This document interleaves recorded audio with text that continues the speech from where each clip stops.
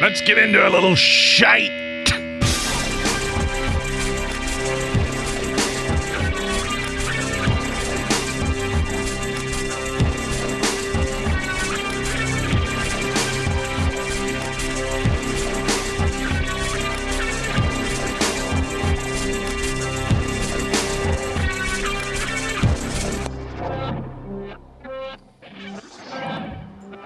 All right, folks, welcome to the Out of Tune Podcast, the Shite Show. We do shite here, lots of shite. You know, initially I was actually going to say the Americanized version of the word, and I figured, you know, if I do that, every single episode will be edited for language. So I can say shite all I want, right? Except if I'm in Scotland, I guess. But anyway, welcome, and thanks for hanging out and enjoying sharing the shite on this holiday shite season. How you feeling? You got your shopping done? You know, I did all my shopping in about 20 minutes. I just got on Amazon, push button, and it was all done. In a day, 20 minutes. And I got some good stuff. I know how to shop, I think. I'm a pretty good, except, now this is something, I made a mistake. This is something I would never do when I was a younger person. I don't know if it's an old thing. I don't know if it's an age, I lost my mind thing, but I went shopping and I just pushed buttons and I found something really cool and I pushed a button. And that was a couple days ago. The item is actually arriving today. You push a button and it shows up at your house today. Great shopping experience we have now. And then early this morning, maybe earlier, I was in bed and I was just laying there awake. And something in my head said, do you know you bought that and you didn't even check the size? Why would my head say that? But it said it and it was true. Why didn't I think about it then instead of at 4 a.m. today?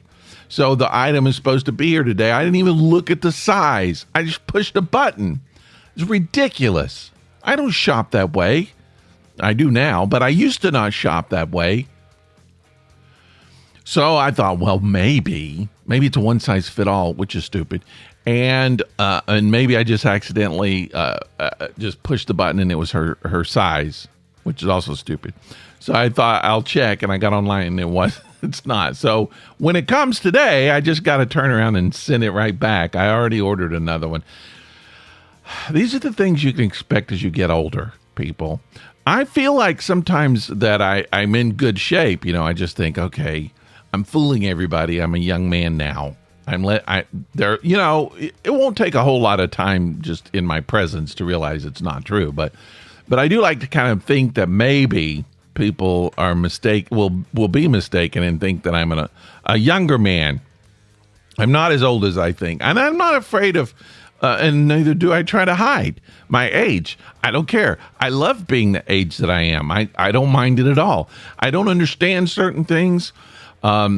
This is one of them. So I was buying a couple items in the grocery store yesterday. Just regular items, some flour tortillas, and then some tortilla chips. I don't know what was the tortilla business yesterday, but I was in the store, and that was all, just two things. And the cashier said, can I see some ID? And I was like, what? I'm not buying anything that requires ID. I don't have any wine, beer, no alcohol. Don't have any Sudafed or paint spray that you have to be carded for now.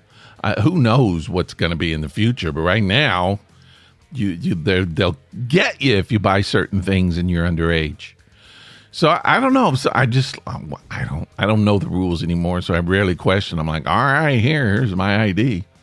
She looked at my ID, rings me up, and then I looked and she gave me the senior citizen discount. I didn't ask for that. I didn't want the senior. But she went out of her way. It's not like I said, I want the senior discount, and she said, let me see some ID. She would just jump to conclusions and said, you look like a senior. I got to make sure, let me see your ID. And then she gave me I didn't want the discount. I don't like the fact that people I don't feel like a senior. That's ageism, people. It's total ageism. Can we stop? Do you get a junior discount? Why do seniors get a discount? If you're gonna give a discount, give it all the way across the board. Could someone please sue these companies that are giving seniors discounts so that everybody gets the same? Let's just mark everything down so we can all afford it. How about that? Instead of giving the young people who look old a discount. Can I see your ID? Can I see your ID, senior?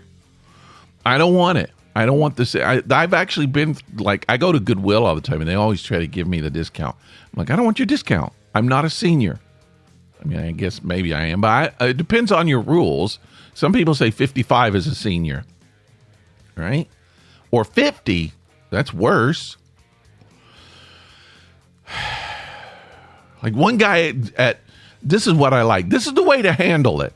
Everyone should be trained to say this sentence. There was one guy at Goodwill and he just said, do you qualify for any of our discounts today? That's awesome. That's the way you do it. If you're military, you get a discount. If you're police, you get a discount. EMT, old, get a discount. I don't know who else gets a discount. But just ask at the beginning. Don't just jump on and give them a freaking discount. I don't know. I'm kind of mad. You know what you need? Hey, so here's what relaxes me. Music like the Tasmanian devil. Music will relax me. I can be up in arms and all of a sudden we just put some music on. I'm like, oh yeah. All right, great. We're all kind of like that, right? I don't know. There's some music that's built, like I can listen to Rage Against the Machine and I'm ready to like go start a fight. That's my like get up and go start some shite music. But normally I like to just kind of late. I just like to take it easy, right? So I'm a big jazz fan. I don't know why. I feel like jazz is kind of going out of style. Maybe it's coming back. I don't know. But I do feel like maybe it's going out of style. I read where classical music, like the young people are getting into classical music. So maybe jazz is next. I don't know. But so I saw a recommendation show up on one of my feeds, my music feeds. A jazz group, the Bill Charlap Trio. It looked good. I was like, that looks like the kind of music I like. I put it in. Man, it's good. If you like, it's a trio, obviously. It's the Bill Charlap Trio. So it's a trio. Drum, bass, upright bass, double bass, and piano. And that's my favorite. I love piano jazz. Now, if you like, it's a good time to listen to it because if you like, a lot of Christmas music is kind of piano jazz. The theme song for the Charlie Brown Christmas thing, the Vince Guaraldi Trio. It's a lot like that. If you like Vince Guaraldi Trio, you're going to like the Bill Charlap Trio. And I would suggest that you immediately stream it. Listen to it. It's live. It's a new album, came out this year. I can't remember the name of it, but yeah, that'll relax you. Good stuff. I love the jazz. Now I'm kind of a fan. I'm going to have to go back and listen to some of the earlier stuff. But I like the simple, I do like some, I like a few more things. Sometimes I like saxophone in the jazz. Sometimes I like trumpet in the jazz. But normally I'll listen to guitar jazz as well. And vocals, I do. I'm okay with that. But normally, for me, it's like a piano jazz trio. Yeah, you got me there. I'm into that. So Bill Charlap Trio, go look them up. I tell them that I sent you because they'll go, who? Oh, that's that old guy, right? Yeah, it's good. It's just nice. It's nice, pure jazz. The kind of stuff you probably won't hear on the radio because it's more traditional kind of jazz, and they're like jazz fusion on the radio. They want it to kind of sound like, so it's got to have structure. Sometimes this doesn't have structure. They got like a bass and a drum solo that just kind of goes off for a while. I love that. That's great.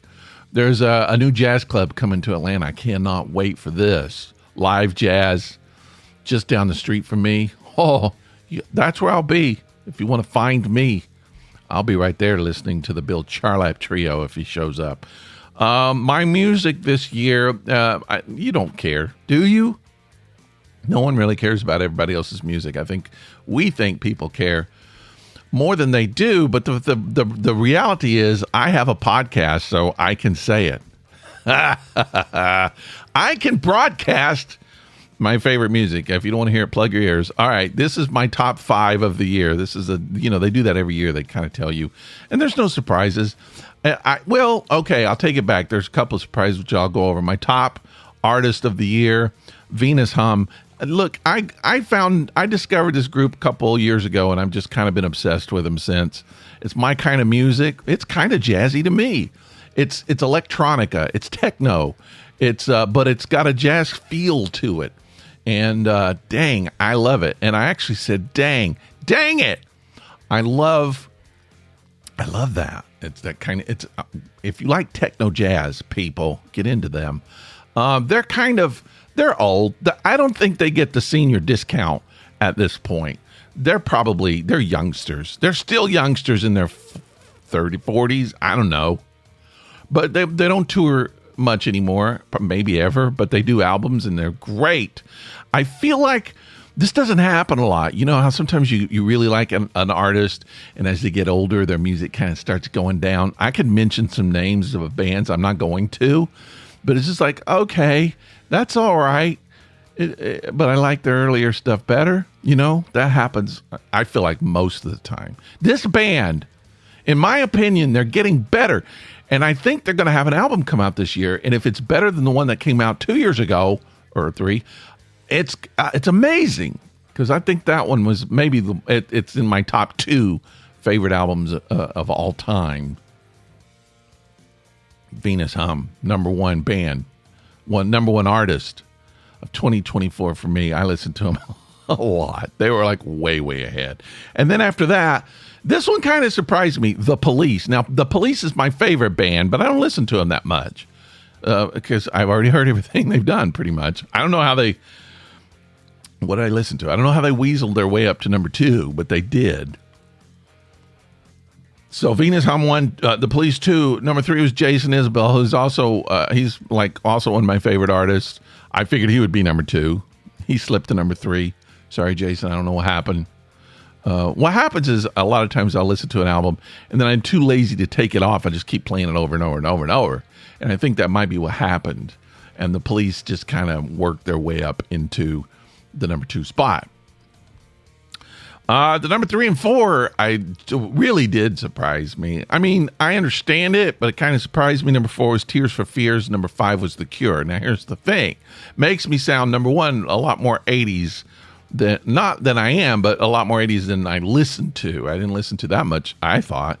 And I think both of those were from later albums. I think I listened to Tears for Fears' more recent stuff just because I was trying to sample it. Somebody told me that their newer stuff was really, really good, so I was trying to listen to it. And The Cure, I never listened to The Cure. I like some Cure songs. I'm not a Cure fan, but that new album came out, and I listened to it a couple times, and it just 2 times listening put them at number 4, or I mean number 5. In this case, normally I was listening to Venus Hum. But, you know, the Cure album, if you're the Cure fan, you probably like it. I've heard people say it's one of the best albums ever. Not to me, but it's fine. Okay. I like it all right. I'm glad they did it. I don't know. I'm going to try to make an effort to really kind of mix it up. And I did this year. I listened to a lot of bands, but I only listened to like 1 song, so they didn't even register on my top. So I'm going to try to get more this year. Probably the Bill Charlap Trio is going to be up there, right? If Venus Hum comes out with a new album this year, that's going to be number 1. I'll be listening to it. Their last album, I can't stop listening to it. It's so good. So anyway, that's my. Now you know what I'm doing. Now you know what I'm listening to when I'm sitting in my car. Other than myself chatting, you know, remember I said I didn't talk out loud. Sometimes I do in the car. I'll talk to myself in the car just because no one else is there.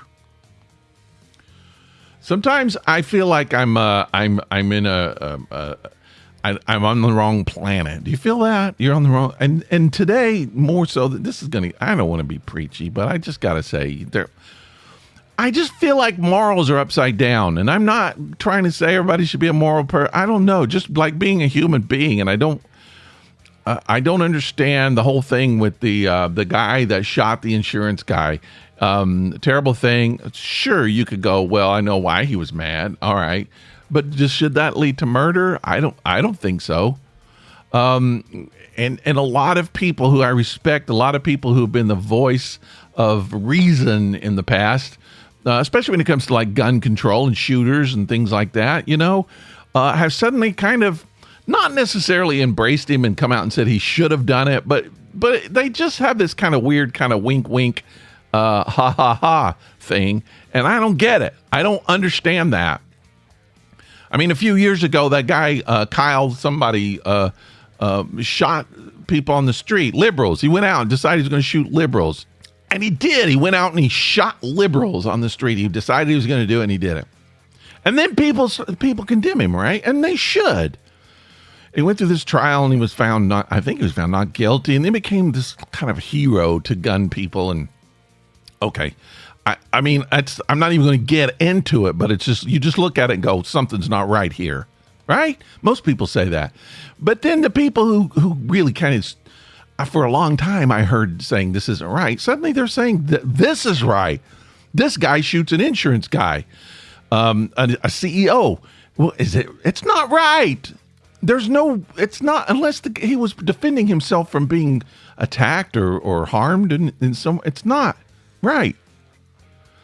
But we live in this society where these morals are starting to be challenged and flipped upside down. And if you say anything about it, if you, I don't know, politically or just whatever, as a human, if you speak out against it, you'll get canceled. You'll be ostracized. Is that the word? Ostracized. They'll take your ostrich. Online, in public, they'll condemn you. They'll make fun of you. They will excommunicate you just for doing what's right. It doesn't make sense to me. I don't see how, in any situation, whether it's politics, whether it's a country, can we just stop harming each other? I mean, I understand the frustration of not being able to break through a barrier of having something done, especially when it's bringing harm to you. Your insurance in this situation, maybe insurance isn't covering something and you're going to die. Okay, but it's a lot more happening than just one person in a office saying, I'm going to let that person die. So the policies need to be changed and fixed and whatever. Let's address that. But can we do it in a human way? No, we can't. No, sorry. You're in the wrong place, Rick. Just get out. See, I talked to myself with my name. Remember last week I said I don't do that. Yeah, I don't know. I just, I can't get it. I can't. So I'm just gradually kind of withdrawing, feeling like that I don't belong here and I need to kind of back out of this country, of this society, I need my own little house in somewhere in the hills of Japan. I just need to be secluded and live there in peace and harmony with nature until I die. That's what I need to do. I was victim of a scammer this week. Let me tell you, got to watch out. These scams, people are just trying to find scams constantly, right? And what happens is a lot of times it's an attorney. People realize that you can make a lot of money in law. And so everybody started going to law schools so they can make money. And then it just turns out there's so many freaking lawyers everywhere that you can't make money because the market is just saturated. There's lawyers everywhere, and you need lawyers for things. There's so many things that lawyers have to be used for.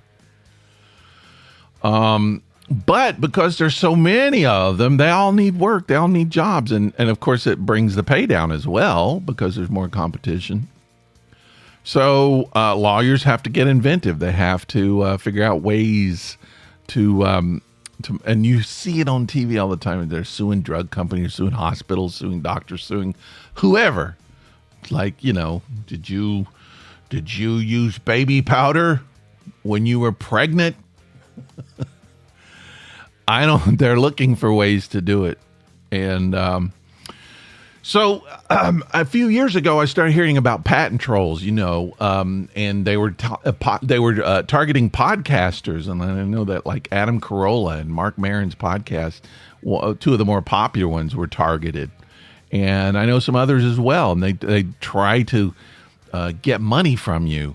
They can't get any. I don't make any money on mine. I'm not a commercial podcast, and I don't know that matters necessarily to them. But I also own no property and I have no money. So I have nothing to entice them for. Maybe they'll give me the senior citizen discount. And I won't have to pay them anything, or just a smaller amount in their anyway. This week, same kind of thing happened to me. So here's what I do when I do my podcast. I upload the podcast, and then I put the podcast on the outatune.com website, right? Have you been there? Have you been at www.outatune.com? That's where you could listen if you want to. You can listen there to podcasts. So what I'll do is I'll put each episode up, and on the website, if there is a photograph that I feel like illustrates the episode better than just the generic picture that I put up, I will go ahead and put it on there, even if it's something I know I don't own, because I'm not making any money off of it. It's not a commercial venture. It's just to kind of illustrate small. I don't know. I probably shouldn't, but it's not. I'm just doing it to kind of illustrate something. So, like, not too long ago, I think I put a still from Forrest Gump on there. It was like Tom Hanks waving or something.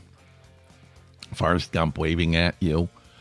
And I know that doesn't belong to me. I totally know it's a movie company. But sometimes I'll do that. Most of the time I put public domain photos on. I get them off of Pixabay or Unsplash or something like that. It's got no rights are involved, and I usually use those, but occasionally I'll put something on.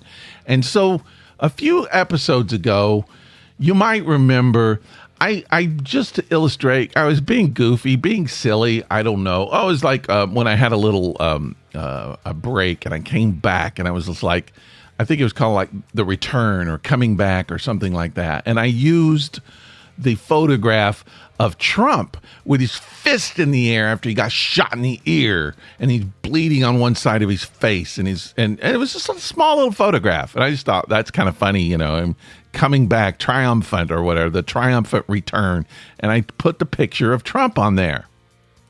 Not a political thing. I didn't even talk. I don't think I talked about politics in that episode, but I just thought it was funny.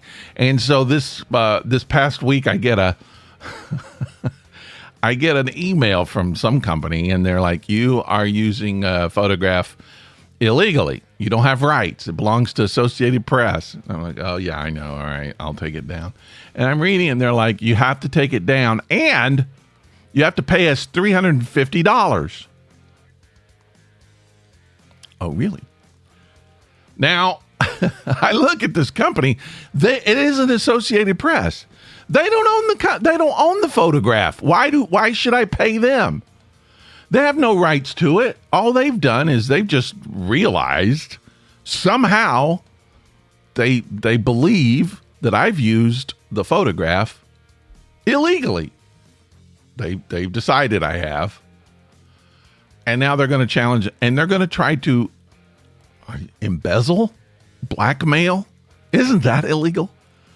$350 from me when they don't own the photograph. They don't own the rights to the photograph. They don't own the photograph, and they want me to pay them $350. Really? Is this okay? That's the scam.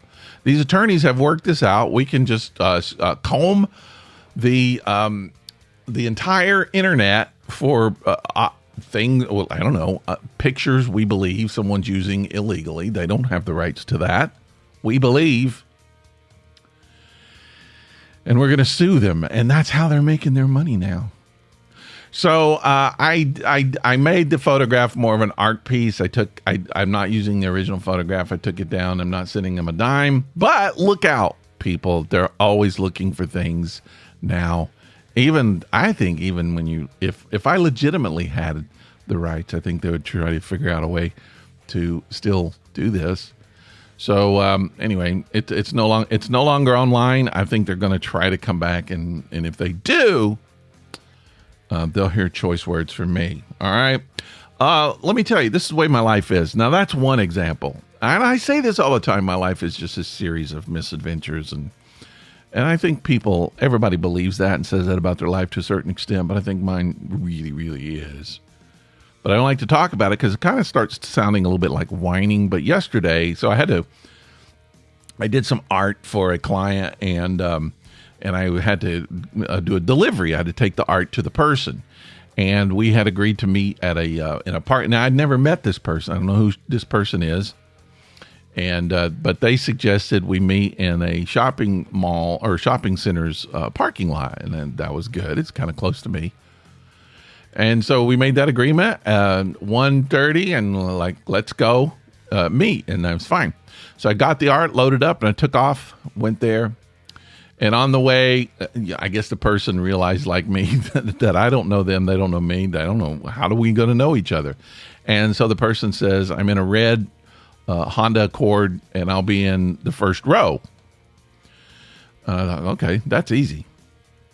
So I get there, and I drive around the parking lot a little bit, looking around, we're just looking for the red Honda Accord. And so I look, and there's a red car.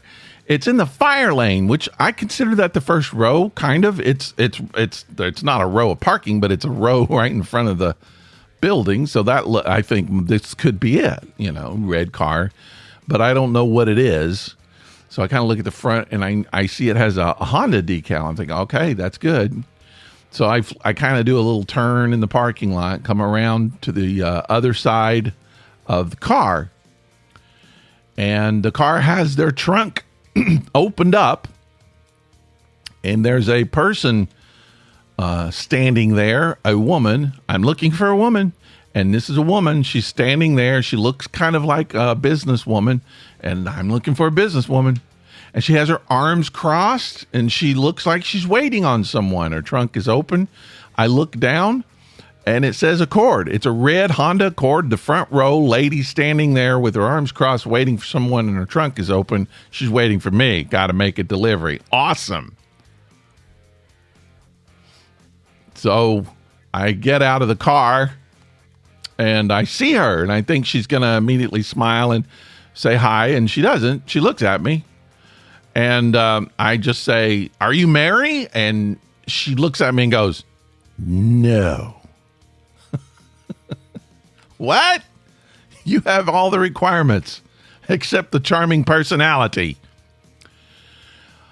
I couldn't believe it. I didn't know what to do. I was like, can you check? Can I see some ID? Do you have the senior discount? It didn't make sense to me. So it took me a couple minutes. I get back in the car. So I think this doesn't make sense. So I drive around the parking lot, get over to the far side of the parking lot, row 1. There's a red Honda Accord with a person in the front seat. She hops out. She says, hey, she's waiting on the stuff. It's the exact car that's parked in the front. This happens to me all the time. I thought it was a joke. I was like, am I on some kind of a like hidden camera show? Am I being punked? Am I being, is this some kind of a thing that I'm going to see on TV? It happens to me all the freaking time. Anyway, happy ending. Everything went well. She liked the art, apparently, and it's good. So I don't know what to do now. I'm not going to trust it. That's why I have trust issues. And who is the woman that had her arm crossed? I feel like, look, I said a name that's not yours. I'm sorry I insulted you.